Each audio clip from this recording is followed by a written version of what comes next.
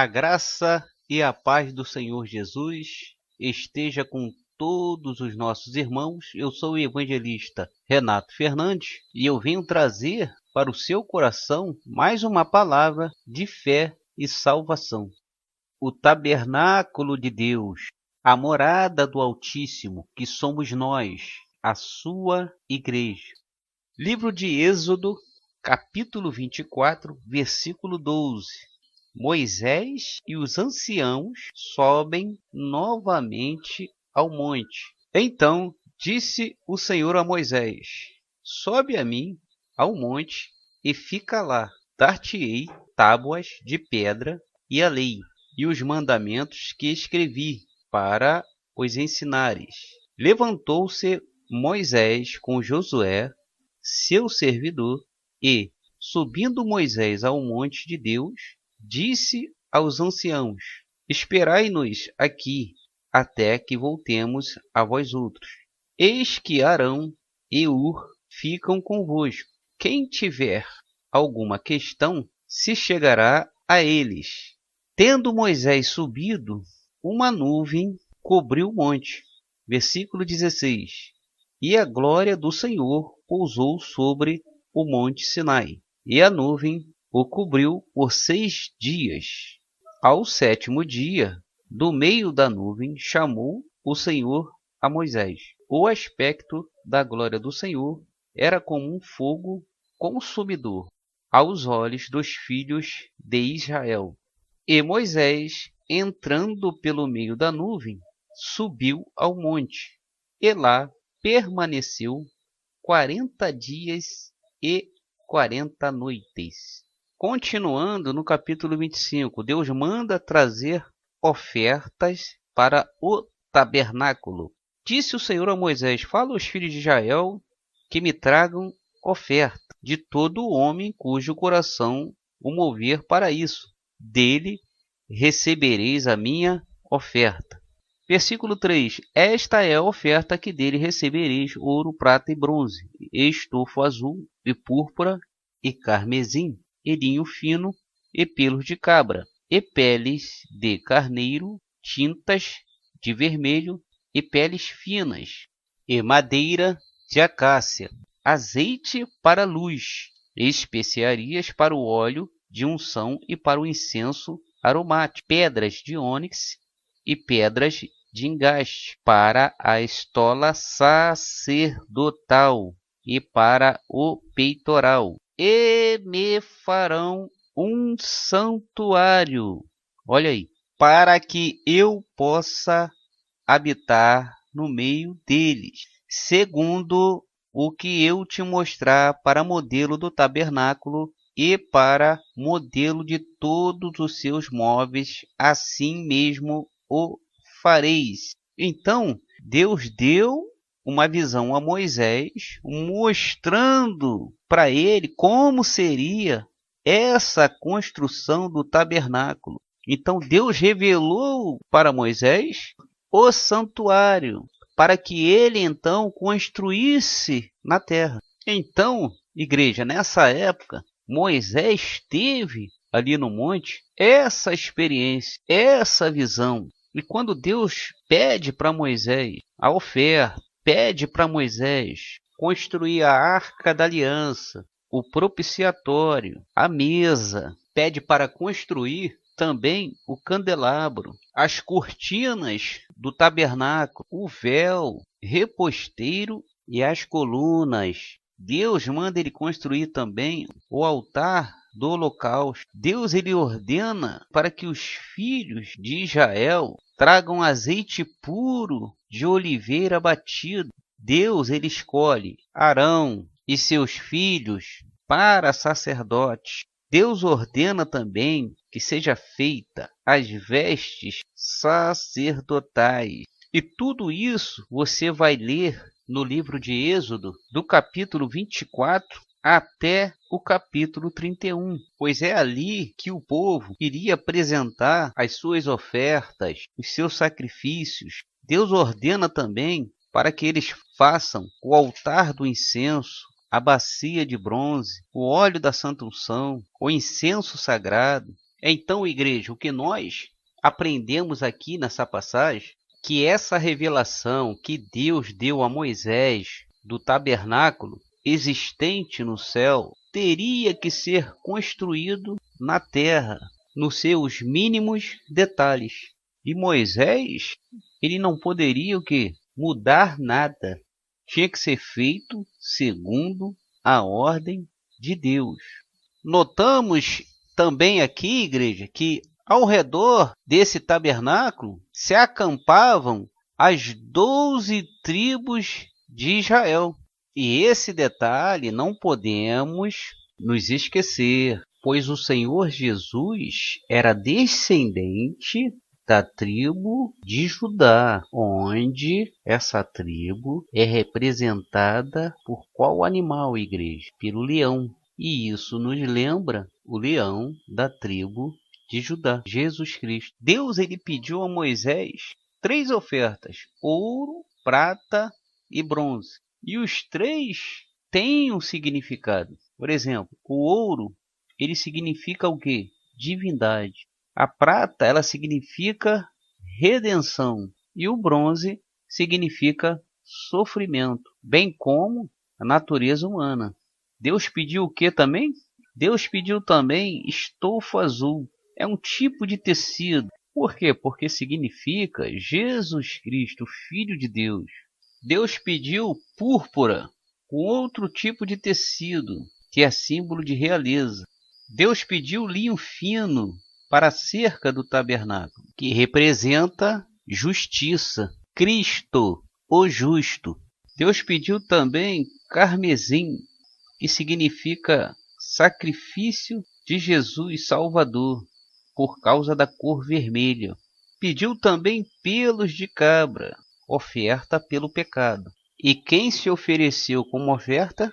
Cristo. E peles de carneiro, tintas de vermelho, que fala do sacrifício do cordeiro, do sangue derramado. Peles finas ou texugo, ou seja, significa ausência de beleza. E isso nos lembra Cristo. Madeira de acácia é a melhor madeira do mundo. Madeira que não se desgasta. E ela fala da natureza humana perfeita. Logicamente, em Cristo. Azeite para a luz, que é símbolo da unção do Espírito Santo.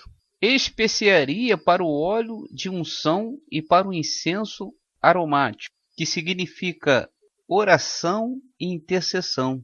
E quem é que intercede por nós? Aqui na terra, o Espírito Santo. E à direita do Pai, Cristo. Deus pediu também pedras de ônix e pedras de engaste, que significa dons naturais, dons espirituais e dons ministeriais. E quem nos concede esses dons? Cristo. O propósito de salvação eterna de Deus começa com a libertação do seu povo e também com a construção do tabernáculo. Nós vemos aqui nessa passagem de Êxodo capítulo 24, versículo 12, que cada peça do tabernáculo tinha um significado, e todo ele no sentido espiritual. Então, igreja, nós vamos ver aqui como era feita a divisão das 3 partes do tabernáculo. Ele era dividido em, primeiro, átrio ou pátio, a tenda, que era dividida entre a parte maior e a parte menor. Ou seja, a parte maior, logo na entrada, era chamado de lugar santo, e a parte menor, onde Deus se manifestava, era chamado de santíssimo lugar. E isso nos mostra o caminho da salvação que o homem iria percorrer. Então, o tabernáculo era uma forma de Deus se relacionar com o homem naquela época, pois a nação de Israel, ela só poderia chegar até o átrio, onde ficava o quê? Os levitas, que eram da tribo de Levi. Olha aí, ó. Pois eram eles que iriam receber os dízimos, Nós, como Igreja de Cristo, não somos da tribo de Levi e muito menos judeu, porque se fôssemos levitas, teríamos que receber os dízimos e ainda cumprir todos os preceitos da lei. E se nós não cumpríssemos, seríamos amaldiçoados. Graças a Deus, Cristo nos libertou da maldição da lei. Os levitas, na época da lei, eram o quê? Trabalhadores. Aquelas pessoas que trabalhavam servindo o tabernáculo. Eram eles que montavam, eram eles que desmontavam, eram eles que atendiam o povo para o serviço nessa época, nesse tabernáculo.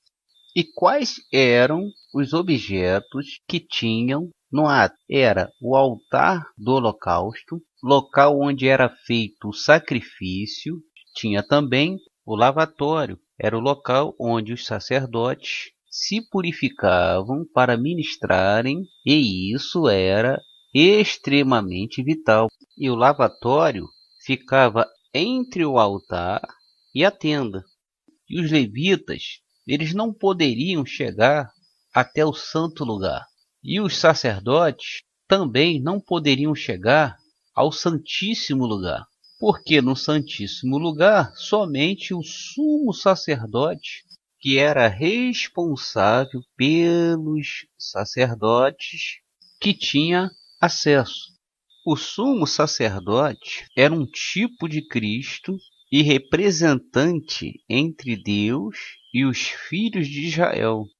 Os sacerdotes sacrificavam várias ofertas a Deus que eram oferecidas pelos seus próprios pecados e também pelo pecado do povo. As ofertas eram oferta de holocausto, oferta de manjares e oferta pelo pecado.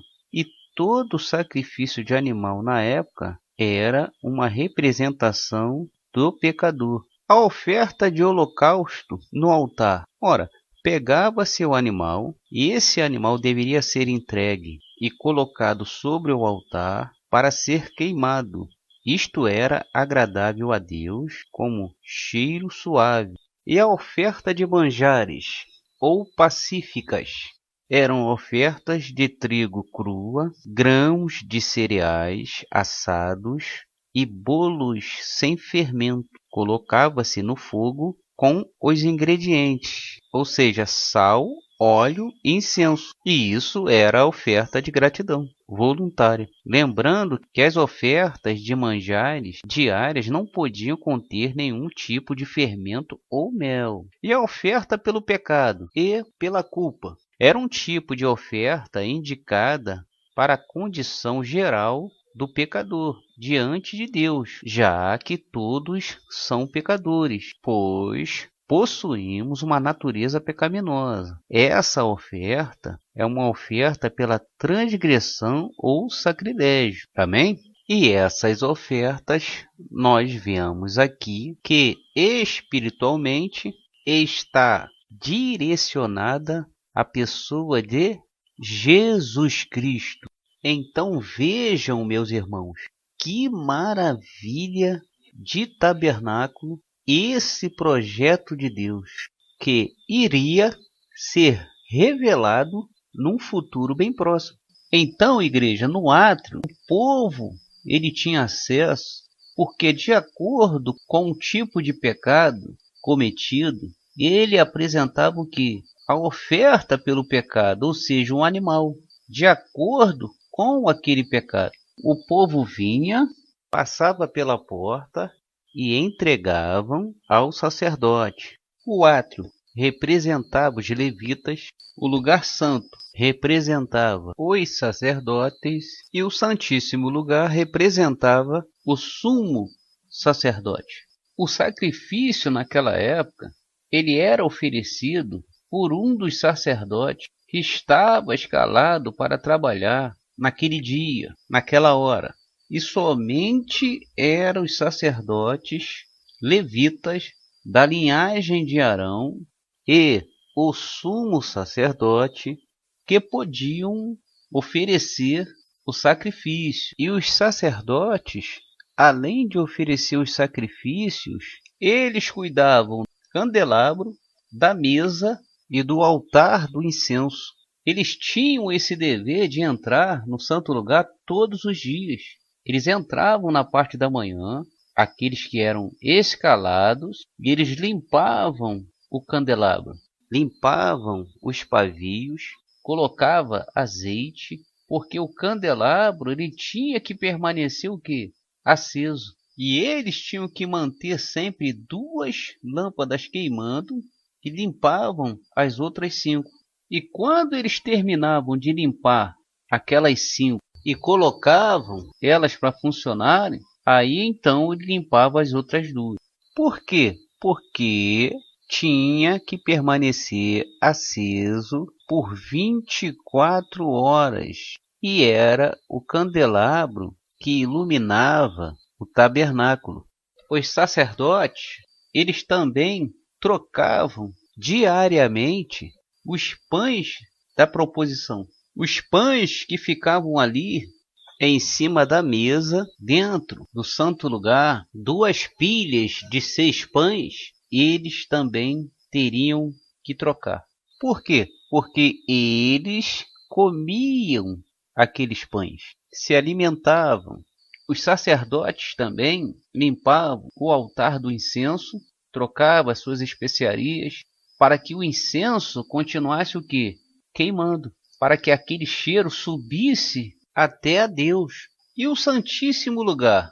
Ora, o Santíssimo Lugar é justamente onde ficava o quê? A Arca da Aliança, onde a glória de Deus se manifestava. E o que tinha dentro da Arca da Aliança? Tinha as tábuas da lei, que representava a palavra de Deus, o maná, que representava a provisão de Deus, e a vara de Arão, que representava o poder de Deus. E todos nós sabemos que a Arca da Aliança representava a aliança de Deus com o seu povo. E só o sumo sacerdote entrava ali no Santíssimo Lugar uma vez por ano, na festa do Yom Kippur, festa da expiação, onde o povo de Israel ele se reunia numa assembleia solene, onde o sacerdote ele apresentava um novilho para o holocausto, sem mancha, sem defeito. E esse novilho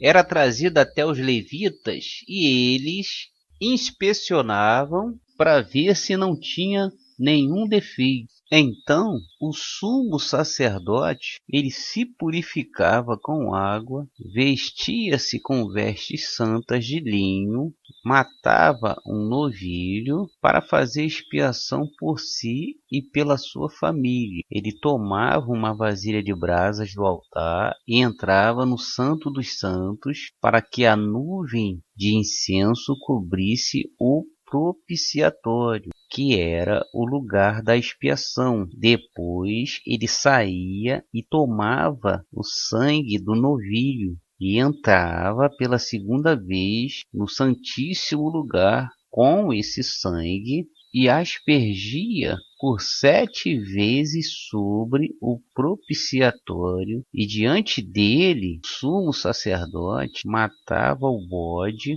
para a oferta pelo pecado, e faria com o seu sangue como tinha feito com o sangue do novilho. Ele fazia a expiação pelo lugar santo e pelo altar do holocausto. Ele colocava as mãos sobre a cabeça do outro bode que estava vivo, confessava os pecados do povo e depois enviava o bode para o deserto, ou seja, 2 bodes, um pelo pecado, que era oferecido ao Senhor como sacrifício, e o outro ele enviaria para o deserto. E esse bode era levado por um homem até o deserto, e lá ele era solto, e assim eram esquecidos os pecados da nação. Depois ele tirava as vestes de linho e se lavava, colocava outra roupa e oferecia uma oferta para si e pelo povo.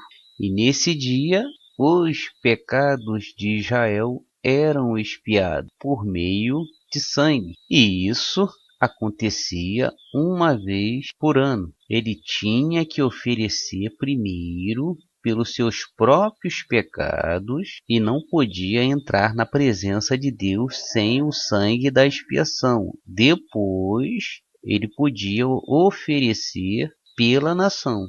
E o sumo sacerdote, como é que ele tinha que entrar no Santíssimo Lugar? Diz a tradição que ele tinha que entrar com uma corda amarrada no seu tornozelo e também com os sininhos que ficavam pendurados na sua roupa. Por quê? Porque quando ele entrava, enquanto aqueles sininhos faziam barulho, os sacerdotes sabiam que ele estava vivo. Porque se Deus rejeitasse o sacrifício, o sumo sacerdote, ele morreria na mesma hora, fulminado.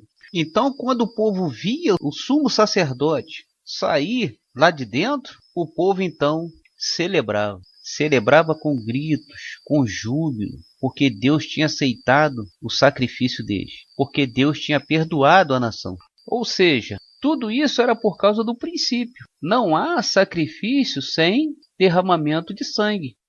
E nós podemos observar que essas três partes do tabernáculo nos traz uma lição específica. Interessante nisso tudo, igreja, é que para você enxergar o que tinha lá dentro, para você enxergar o átrio, o santo lugar, o santíssimo lugar, você teria que entrar somente por uma porta existente. Por causa de quê? Por causa da altura. Era cercado, era muito alto e não se podia ver o que tinha lá dentro. E essa porta era chamada pelos judeus de o caminho. E esse caminho nos faz lembrar de quem, igreja? Jesus Cristo. Por quê? Porque era o único acesso para entrar no tabernáculo. E nós vemos também aqui, igreja, que até as cores que Deus escolheu para o tabernáculo têm uma grande conexão com os evangelhos. Por exemplo, o livro de Mateus, ele apresenta Jesus como o rei dos judeus, que tem como símbolo o leão. E rei significa o quê? Realeza, que é representado por qual cor? Púrpura. O livro de Marcos apresenta Jesus como o quê? Como sofredor, que tem como símbolo o boi e tem como cor o carmesim. Já no livro de Lucas, temos como simbolismo rosto como de homem. Apresenta Jesus como o Filho do Homem, que tem também como cor o branco. Já no Evangelho de João, Jesus é representado pela águia, como o Filho de Deus, como divino, que tem como cor o azul. Nós vemos que o tabernáculo, todo ele tem um sentido espiritual e nos revela Jesus Cristo. Por quê? Porque os 4 evangelhos tratam das 4 faces de Cristo, representado pelos animais e pelas cores. Vamos aqui procurar entender como era montado e desmontado esse tabernáculo, que era levado de um lugar para o outro. Nós sabemos que o tabernáculo, ele era um tabernáculo que móvel. Por exemplo, o povo ia sair daquele local, ia levantar acampamento, e eles iriam para um outro local, dirigido por Deus. Então desmontava-se o tabernáculo e aí montava-se naquele outro local determinado por Deus. E nós vemos também aqui que Deus sempre esteve com o seu povo de Israel. E jamais Deus vai abandonar esta nação. E uma coisa interessante, igreja, é que o tabernáculo ele era montado sempre de dentro para fora, a partir do Santíssimo Lugar. E a última coisa a ser montada era a cerca. E nós vemos aí um simbolismo da forma que Deus trabalha, ou seja, de dentro para fora. Por quê? Porque na hora da redenção, Deus ele trabalha o quê? No exterior da pessoa? Não, ele trabalha no interior da pessoa. de dentro para fora. Por quê? Porque Deus vai modificando, falando ao coração, trabalhando no interior da pessoa. Ela pode ser o pior bandido que for da face da terra, mas aos poucos ela chega na igreja oprimida, sobrecarregada, bêbada, drogada, vai ouvindo a palavra e ali Deus vai transformando, vai atuando no coração dela, vai limpando o tabernáculo caído. E em pouco tempo você vê aquela pessoa arrumada, limpa, com roupas novas, totalmente transformada. E é assim que Deus trabalha, de dentro para fora. Então, continuando, preparação da cerca. Deus requereu do povo de Israel, na época, o quê? Madeira de acácia, linho fino, prata, bronze e pelos de cabra. Para a construção de quê? Da cerca. Então, essa cerca, ela era montada para separar as coisas santas das coisas profanas. Qual é o significado desta cerca neste tabernáculo carnal que somos nós hoje? Esta cerca significa o limite para a igreja, ou seja, até onde a pessoa de Deus pode ir. Quando ela ultrapassa esse limite do relacionamento dela com Deus, permitido pela palavra de Deus, a igreja se machuca, perde a presença de Deus. Então, nós temos que entender que há limites estabelecidos por Deus. Essa cerca, ela era montada, era feita de colunas de madeira de acácia, e ela fala justamente da natureza humana perfeita, que simboliza quem? Jesus Cristo, o homem perfeito. E o linho fino? O linho fino fala do homem sem pecado, sem mancha, sem defeito. E essas colunas, elas tinham um acabamento de prata por cima e uma base de bronze. E elas ficavam, essas colunas de madeira, assentadas sobre esta base de bronze. E elas eram compostas também de pinos de bronze, que eram cravados no chão. E as cordinhas, elas eram feitas de pelos de cabra. Então eles pegavam essa corda, amarravam por dentro e por fora, prendia nos pinos e eram cravados no chão para dar sustentação. E tanto do lado de fora como do lado de dentro, colocavam-se pinos de bronze enterrados no chão só até a metade. Recapitulando, a madeira de acácia fala da natureza humana, incorruptível, Cristo. O linho fino, branco, simboliza quem?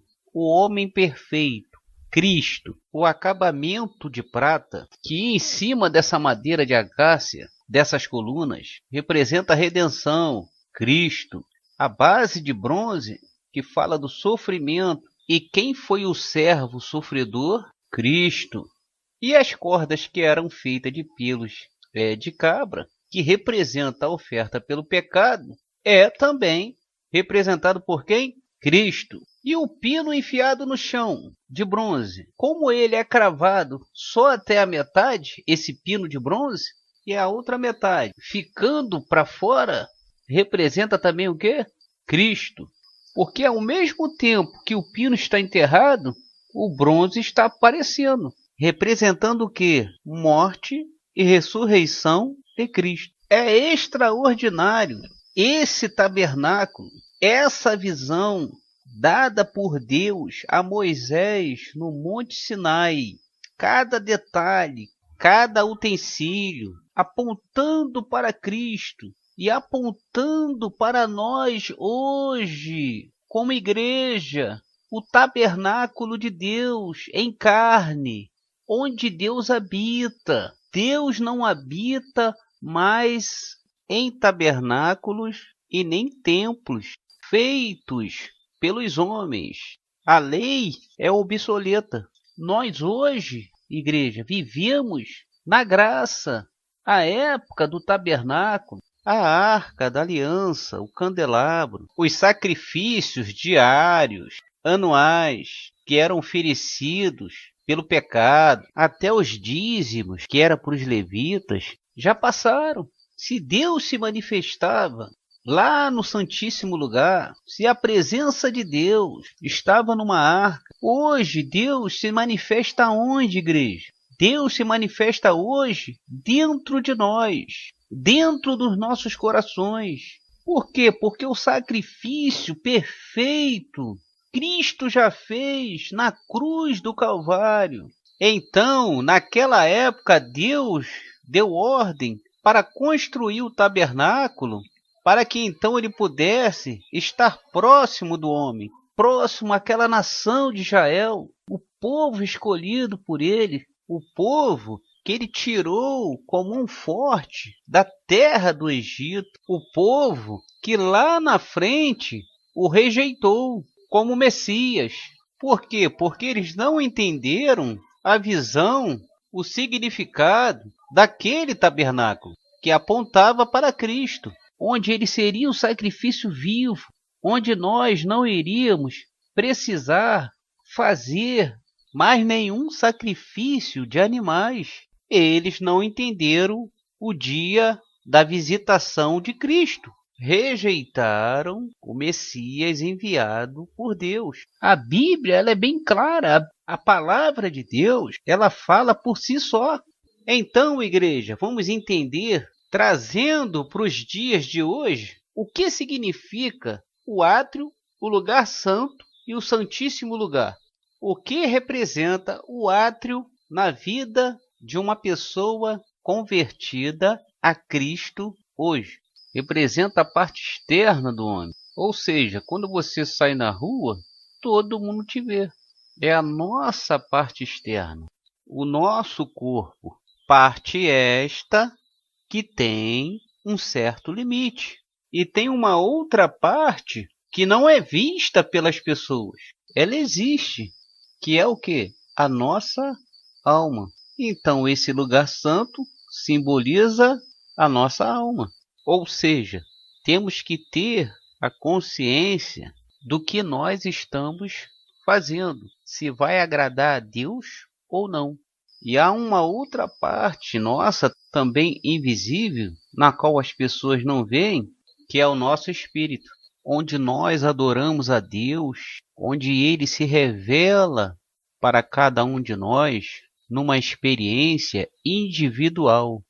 Então, o átrio é o símbolo do corpo, o lugar santo é o símbolo da nossa alma e o santíssimo lugar é o símbolo do nosso espírito. Então, igreja, hoje a presença de Deus está conosco, desde que nós não venhamos negociar com esse mundo. Se no Antigo Testamento o sumo sacerdote, se tivesse errado, se tivesse alguma coisa errada com ele poderia o quê? Morrer fulminado lá dentro. Você imagina hoje a igreja nesse tabernáculo, que é o nosso corpo, que tem a presença de Deus. Podemos negociar com esse mundo? Podemos negociar com a bebida? Podemos negociar com o cigarro? Podemos negociar com a prostituição? Com as drogas? Podemos negociar com o roubo? Com a mentira? Será, igreja, que podemos negociar com esses costumes, com essas práticas mundanas, uma vez que nós nascemos de novo da água e do Espírito? Evidente que não. Não se esqueçam que o santuário de Deus tem que ser santo. Se não for santo, Deus não habita. Não temos esse direito de profanar esse lugar santo, esse santuário, que é a casa de Deus, a nossa vida. Lembra daquela passagem que o Senhor Jesus entrou no pátio do templo e expulsou todos que ali estavam comprando e vendendo, ou seja, negociando? Ele tombou as mesas dos cambistas e as cadeiras dos comerciantes.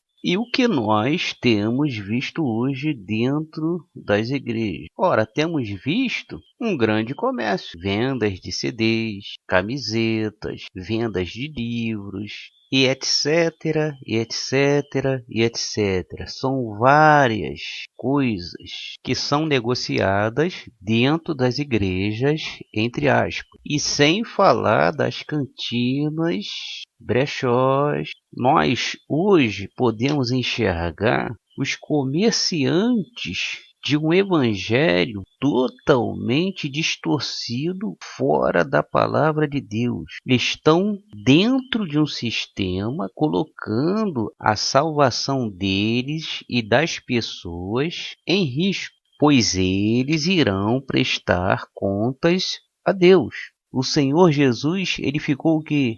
Irado. Ou seja, Deus não aceita de forma alguma que venhamos negociar com as coisas que contaminam a sua casa, a sua morada, que somos nós. E todo esse tipo de comércio sai de onde, igreja? Sai de dentro de muitas lideranças que já estão o quê? Contaminadas.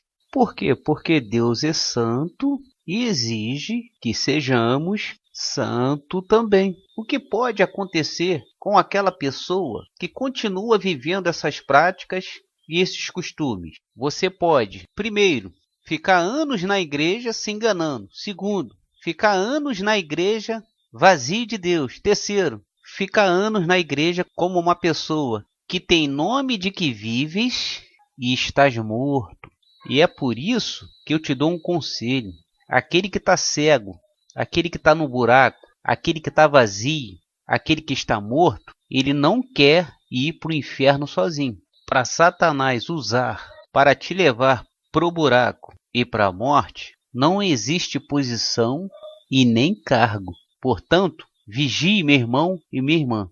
Deixem que te chamem de certinho, de santarrão, pois você não foi escolhido para fazer a vontade do homem, e sim a vontade de Deus.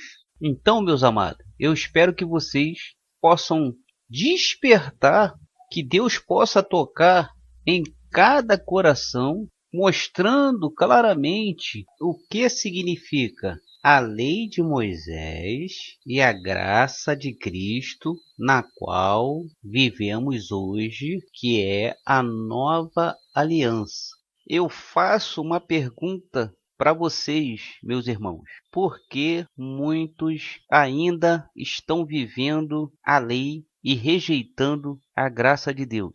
Porque é mais fácil eles terem o povo preso a uma religião, uma obrigação, enganando, do que levar o povo de Deus a uma certa liberdade, onde o povo estará sujeito à lei do Novo Testamento. E muitos usam a graça do Senhor como pretexto, porém, a porta dos seus corações já estão fechadas para a graça verdadeira, que é a doutrina de Cristo. Lembra daquela passagem? Eis que estou à porta e bato. Se alguém abrir, eu entrarei.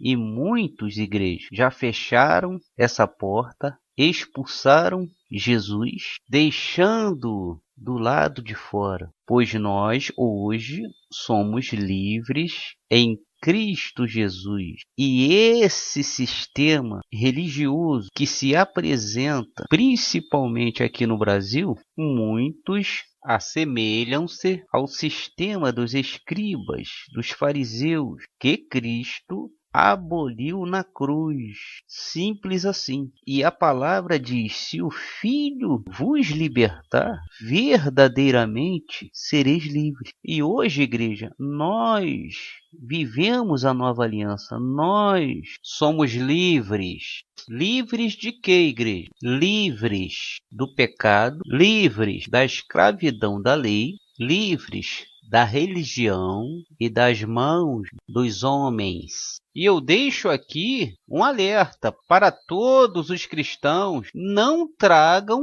de volta aquilo que Cristo aboliu na cruz.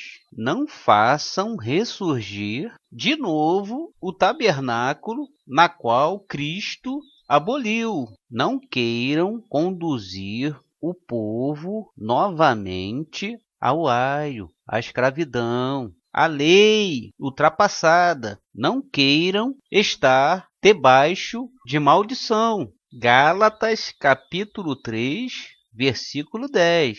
Então, todo esse projeto de Deus para se aproximar do homem, estar ao lado do homem, habitar dentro do homem, é um projeto que está incluído no plano da salvação de Deus para todos que o aceitarem, que vai durar para sempre. Primeiro, foi através desse tabernáculo terreno. Segundo, através desse tabernáculo carnal, que somos nós, morada de Deus, e será futuramente através da nova casa, a nova morada, que é a nova Jerusalém celestial, onde todos nós estaremos habitando um dia, ao lado do Senhor Jesus. Amém, igreja? Então, fiquem todos na paz e na graça do Senhor Jesus Cristo. Deus abençoe a todos e até a próxima, igreja.